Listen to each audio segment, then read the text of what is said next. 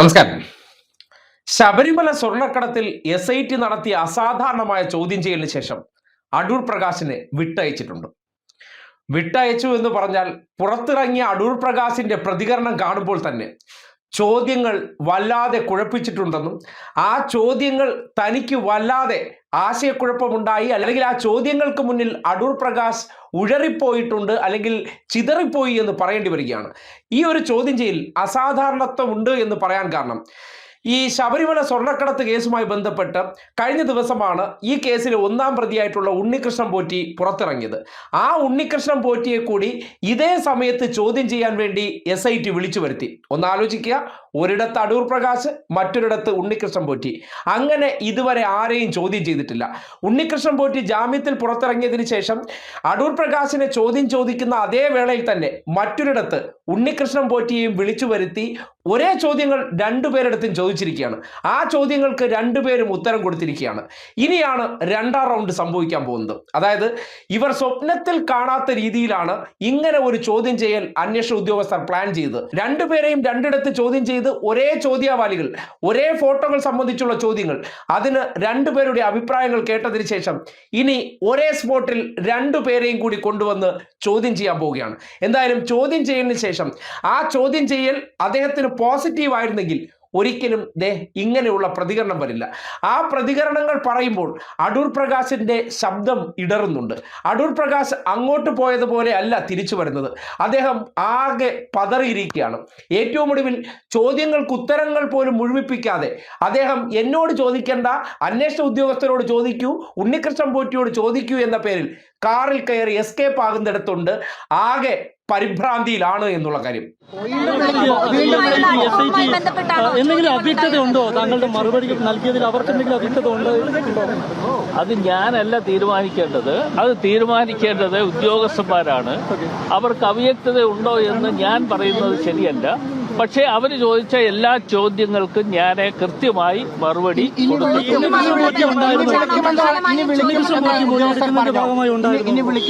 നിങ്ങളോട് പറഞ്ഞിട്ടുണ്ടോ? താങ്കളോട് പറഞ്ഞിട്ടുണ്ടോ? ഈ ചാനലില് ഈ ചാനലിൽ പറഞ്ഞിട്ടുണ്ടോ? അങ്ങനെ ചോദിക്കണ്ട. ഞാൻ പറഞ്ഞ മറുപടി നിങ്ങൾ എല്ലാവരും കേൾക്കുക. എന്നോട് ചോദിച്ചതിന് ഞാൻ മറുപടി പറഞ്ഞിട്ടുണ്ട്. ഈ റിപ്പോർട്ടർ ചാനൽ എന്ന് പറയുന്ന മരമുറി ചാനലിന് ഒന്നും പറയാൻ വേണ്ടി അല്ല ഞാൻ നിൽക്കുന്നത്. എന്നെ കൊണ്ട് ബന്ധമാണോ പ്രധാനമായും ചോദ്യം ചെയ്യലിൽ ഉയർന്നു വന്നത്? പോറ്റിയുടെ കാര്യങ്ങളും മറ്റും കാര്യങ്ങൾ ചോദിച്ചിട്ടുണ്ട്. എനിക്കറിയാവുന്ന എല്ലാ കാര്യങ്ങളും അവരുമായി പങ്കുവച്ചിട്ടുണ്ട്. ആ പങ്കുവെച്ചതനുസരിച്ച് അവരെല്ലാം രേഖപ്പെടുത്തിയിട്ടുണ്ട്.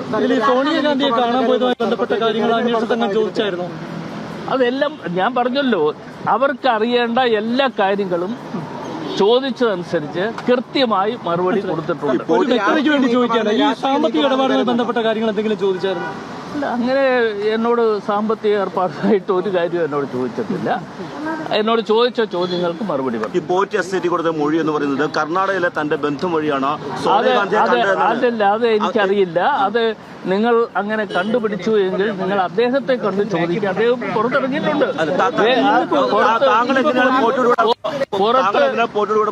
അങ്ങനെ അദ്ദേഹത്തെ കണ്ട് കാര്യങ്ങൾ ചോദിക്കുക. കാര്യങ്ങൾ ചോദിച്ചാൽ അദ്ദേഹം അതിന് മറുപടി പറയും. അങ്ങനെ അദ്ദേഹത്തെ കണ്ട് കാര്യങ്ങൾ ചോദിക്കുക. കാര്യങ്ങൾ ചോദിച്ചാൽ അദ്ദേഹം അതിന് മറുപടി പറയും. അത് എന്നോട് ചോദിക്കേണ്ട കാര്യമില്ല. ഇന്നിപ്പോ മൊഴിയെടുക്കാൻ വിളിച്ച അവസരത്തിൽ തന്നെ ഉണ്ണികൃഷ്ണൻ പോറ്റിയും ചോദ്യം ചെയ്യുന്നതിനെ വിളിച്ചിരുന്നു. ഒരുമിച്ചിരുത്തി അങ്ങനെ എന്തെങ്കിലും വിശദീകരണം? ഒരു കാര്യം നടന്നിട്ടില്ല. എന്നോട് ചോദിച്ച ചോദ്യങ്ങൾക്കെല്ലാം ഞാൻ മറുപടി കൃത്യമായി പറഞ്ഞിട്ടുണ്ട്. ആ മറുപടി പറഞ്ഞതനുസരിച്ച് ഇനി അവർ തീരുമാനിക്കട്ടെ. നിങ്ങൾക്ക് എന്തെങ്കിലും ഉണ്ണികൃഷ്ണൻ പോറ്റിയോട് ചോദിക്കാനുണ്ടെങ്കിൽ അവിടെ പോയി ചോദിക്കാം. എന്നോടല്ല ചോദിക്കാം. ഇന്നത്തെ മൊഴിയെടുപ്പിൽ രാഷ്ട്രീയമുണ്ടെന്ന് കരുതുന്നുണ്ടോ?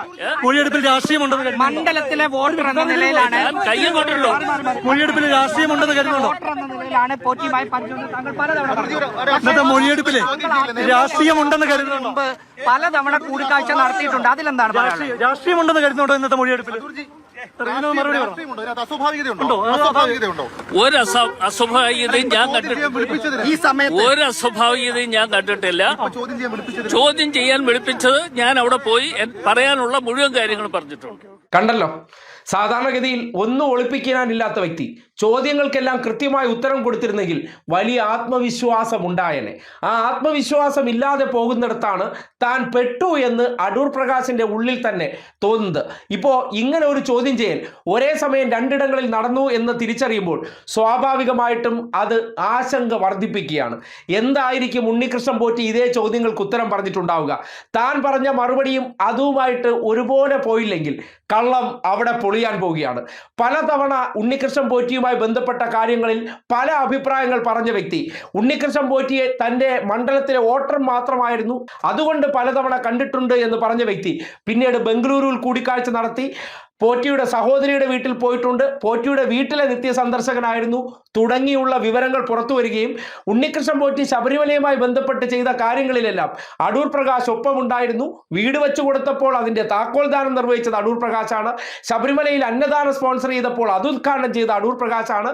അങ്ങനെ അടൂർ പ്രകാശുമായി അഭേദ്യ ബന്ധമുള്ള ഉണ്ണികൃഷ്ണൻ പോറ്റിക്ക് സ്വർണ്ണക്കടത്തുമായി ബന്ധപ്പെട്ട കാര്യങ്ങൾക്കും അതിൻ്റെ എല്ലാത്തരം സഹായങ്ങളും കർണാടകയിലെ കോൺഗ്രസ്സുകാരുമായിട്ട് കണക്ട് ചെയ്ത് കൊടുത്തതിൻ്റെ പാലമായിരുന്നു അടൂർ പ്രകാശ് എന്ന സംശയം ബലപ്പെടുന്ന രീതിയിൽ കാര്യങ്ങൾ എത്തിയിട്ടുണ്ട്. അത് ചോദ്യം ചെയ്യൽ കഴിഞ്ഞ് പുറത്തേക്ക് വന്ന അടൂർ പ്രകാശിന്റെ ശരീരഭാഷ തെളിയിക്കുന്നുണ്ട്. ചോദ്യങ്ങളിൽ പതറിപ്പോയിട്ടുണ്ട്.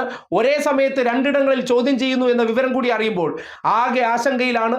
ഇനി രണ്ടുപേരും കൂടി ഒരുമിച്ച് വരുന്ന സന്ദർഭത്തിൽ മിക്കവാറും അടൂർ പ്രകാശിന്റെ കയ്യിൽ ഈ കേസുമായി ബന്ധപ്പെട്ട് വിലങ്ങ് വീഴാൻ പോകുന്നു എന്നുള്ള യാഥാർത്ഥ്യമാണ് ഈ സംഭവ വികാസങ്ങൾ ചേർത്ത് വായിക്കുമ്പോൾ മനസ്സിലാക്കാൻ കഴിയുന്നത്.